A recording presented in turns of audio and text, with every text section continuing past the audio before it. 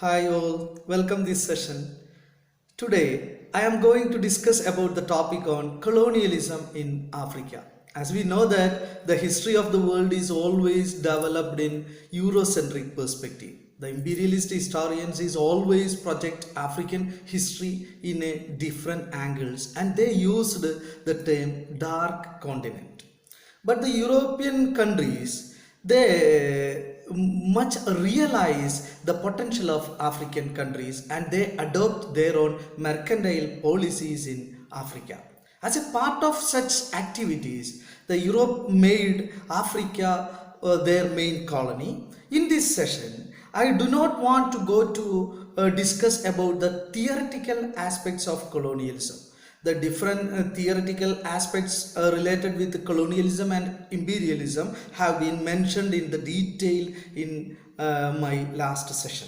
Therefore, in this session, I am trying to focus on the different stages of European colonization in African countries. Before we are going to discuss about that topic, first we can try to analyze the general background of Europe. In the Middle Ages of the 15th century, the Central and Southern Africa is still unknown to the Europeans. However, for that centuries, the Arabs operated the trade routes crossing the vast Sahara deserts and transporting to the Mediterranean gold, ivory and slaves. Europe is more interested in profitable trade routes from Asia, especially the import of silk and spices. But the expansion of this Ottoman Empire threatened these trade networks. Then for the kingdom in an Iberian Peninsula set a side on discovering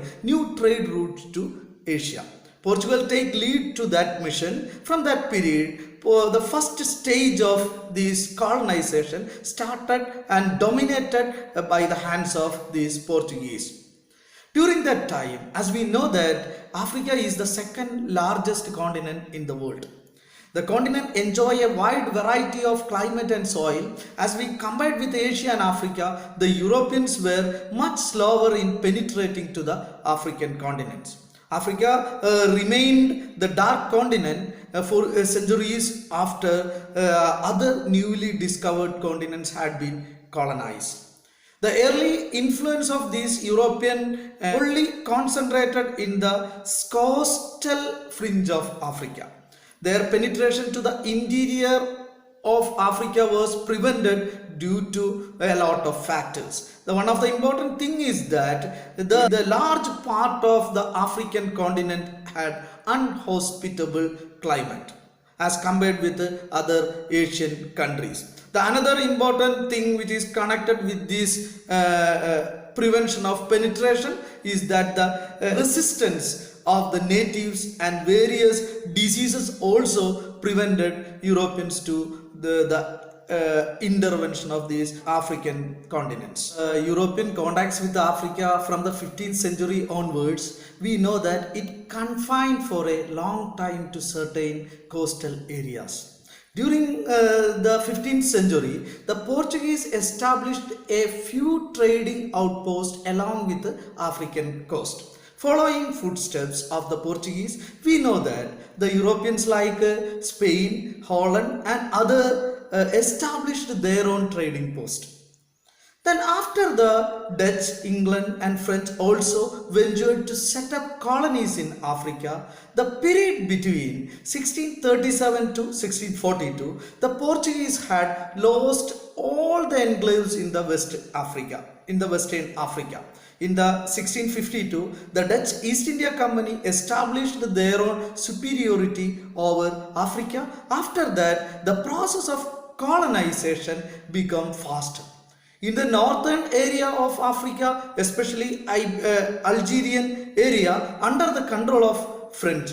But the fact is that the colonization of Africa was largely confined to only the coastal areas of Africa. In addition with that, the large scale of colonization of Africa we can see only after the second half of the 19th century. During that period between 1881 to 1914, which is known as the period of scramble for Africa. In that time, the powerful European capitalist nations controlled over the entire area of African continent, and the European colonizers were able to attain control over the African through diplomatic pressure, aggressive enticement, and military invasions. In fact, that the European countries competed with one another to gain over the dominance with other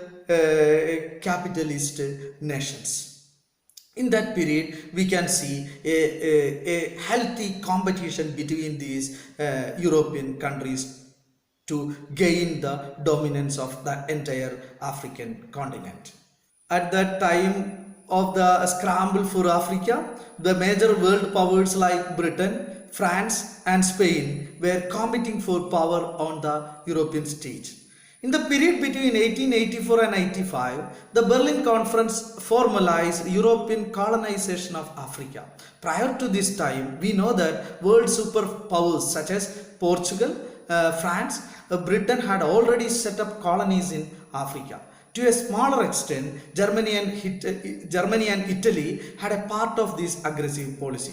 By 1900s, when the force of this colonization was over, the majority of the land in Africa was divided up amongst seven different European colonizing nations: Britain, France, Spain, Germany, Belgium, Italy, and Portugal are the major colonizing countries.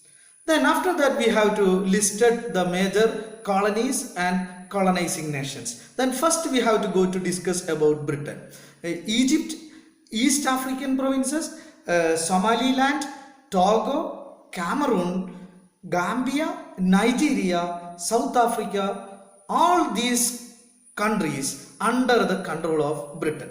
Then the French under the control of Congo, Algeria, French Cameroon, French Chad, French Somaliland, French Sudan, Madagascar, Ivory Coast, Senegal, these nations under the control of France.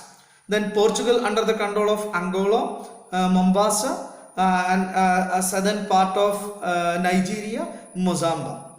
Then Belgium under the control of Belgian Congo, Lodo Enclave, Rwanda, Urundi. All these African continents under the control of these European powers. During that time, we know that the slave trade became a highly profitable one. At that time, the European countries decided the African people were exported from Africa to America and used for their own agricultural purpose as a part of their migration. Then from that time, the slave trade were expanded. As a part of this process, the capitalist countries make a huge profit from the land. The slave trade mainly focused on Africa to America. At that time, around 20 to 50 million slaves exported from Africa to America. The supply of African slaves to American plantations reached an all-time high in the late 18th century. The colonization brought about a long-lasting influence in African continent. The imperial countries imposed their political, economic, and cultural hegemony over these colonies. The next session will focus on the impact of colonization. Thank you very much.